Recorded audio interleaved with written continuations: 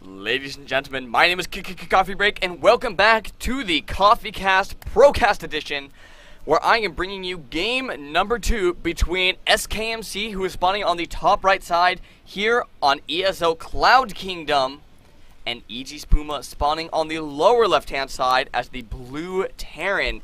Game number 1 was quite explosive. MC just showing his power and his prowess, completely overwhelming, probably one of the best Terran players out there right now. Just kind of bear mauled Puma in the early game. Puma trying to come back with drops and the like in the mid game, but in the late game, MC had a beautiful army composition: Charge Lot, Storm Templar, Colossus, Sentry, Stalker. I mean, it was everything, and just really kind of wiped out Puma's army, and really wasn't too much contest. MC did open up with a 1-gate expansion into 3-gate Sentry timing push. It was kind of an interesting build, but it worked very, very well. And I'm interested to see what these two players might bring in response this game. Puma, we'll see if he does change his game style at all. Last game he did open up with a 1-rax expansion, actually choosing to put the barracks in his own base this game rather than putting it, some silly place over here. But I would be actually a little bit surprised to see Puma alter his game after just one failure of his strategy. And I would fully expect to see Puma kind of do the same thing that he did in his past game, just kind of do this 1-rax expansion, get his economy going, and we really don't know what he'll be doing in his mid or late game strategy, as I think last game was a little bit of an exception from the norm, seeing as he just kind of got damaged, mortally wounded, I should say, in that early game. But I did like the drop play out of Puma, and I do really hope that that will persist in this game, because drop play, very, very good, and a lot of players don't utilize it nearly as much as I think they should, I feel. And it's just a great way to keep your opponent in their own base. But MC, I also want to commend, did a beautiful job of dealing with those drops, had his army split perfectly, and really took minimal losses considering how strong a lot of those drops were. Now, MC does look like might be opening up with the same sort of strategies, going Zealot, Stalker, Nexus. A nice way to deal with any sort of 2-rax or 3-rax pressure if it is indeed coming. But with this probe in the base, probably not going to be dropping down those extra racks, and indeed Puma is going to go ahead and just go once again for this 1-rax expansion. I really, really like his persistence with this build, not deterred by the fact that he lost the previous game, and even managed to keep his SCV alive up in the corner of this base here. Nice job just kind of getting that around and not letting it die, I suppose would be the nice way of saying it.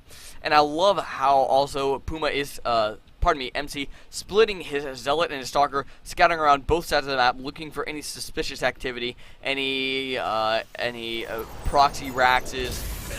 Oh, that's the wrong player cam. Any proxy raxes, any hidden tech, because he did not actually see this command center going down with his probe, was never quite able to get down there, as he did get blocked in by these two buildings here. So he doesn't know if there's going to be some sort of 2 or 3 racks pressure. He doesn't know if his opponent expanded or not, and he's only now beginning to run up towards his opponent to be able to see that, which I feel is going to be a little bit of a relief to him to go ahead and see this, just because any sort of one base all-in play can be very, very terrifying coming out of a Terran opponent. And once again, MC opening with the same sort of style, doing the 1-rax expansion, adding on 2 additional gateways. Might be looking to do that same strategy this game as he did do the last game, and I don't see why he shouldn't at least attempt it, because it was very, very effective in that game. We do have a factory coming down, so we are seeing a 2-rax factory out of Puma in this game. A nice little opener. Allows you to go ahead, get those a lot of infantry units out, go ahead and get up to that starboard tech, get your medevacs out on the field. You can start dropping pretty quickly, or you can go ahead and go for siege tanks, maybe. I don't exactly know. I'm a little surprised to see the tech lab go down on top of that factory, as siege tanks not the most popular option in TVP.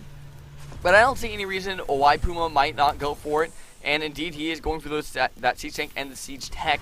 And just to elaborate a little bit on that last point, the only time I've really seen a lot of siege tanks used in TvP is in that 1-1-1 strategy, which we are not seeing Puma do in this game.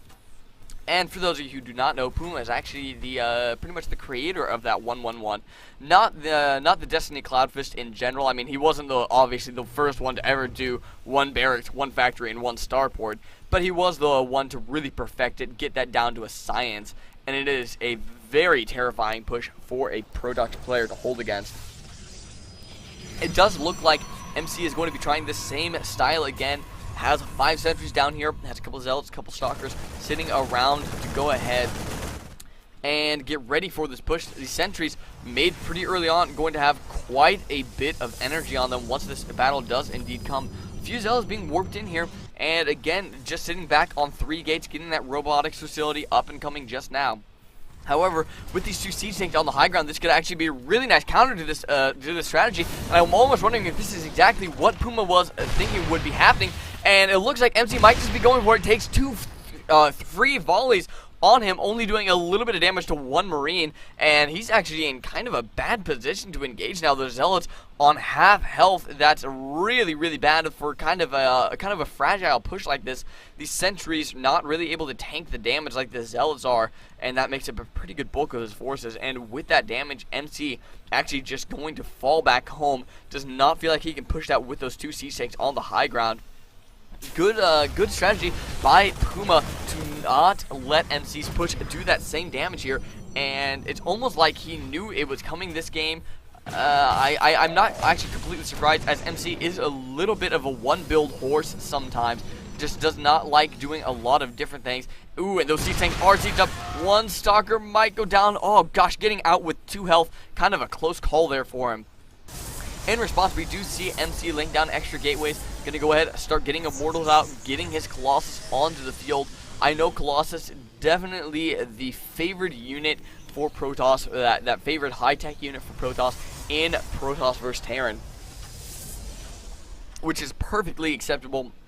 Very, very good unit, countered by the Viking on the other side of the field, and probably not going to be seeing all that many ghosts come down. And only now, at the 10-minute mark, at the 10:30 mark, are we seeing Stimpak begin researching. Doesn't have Stimpak, doesn't have combat shields quite yet in this game, but I suppose when you're worried about a little bit of a push coming, those are not your greatest concern. Just pumping out lots and lots of units can be a lot more important in that right. It looks like MC might be looking to push out once again with these 2 Immortals. This could be a pretty powerful push, but I feel like he almost might need some more Stalkers in with this push. Only having 5 right now, I mean, you do need these Zealots to tank the damage. You do need the Immortals to do the damage. But these Stalkers are kind of like that all-around unit. Excuse me. That can really do a little bit of tanking, do a little bit of damage, and can be kind of a nice little quick strike unit and getting in and getting out very quickly. And actually, unbeknownst to MC, he has had a little bit of a window of opportunity there to try to push in and take out some units when those siege tanks were on siege.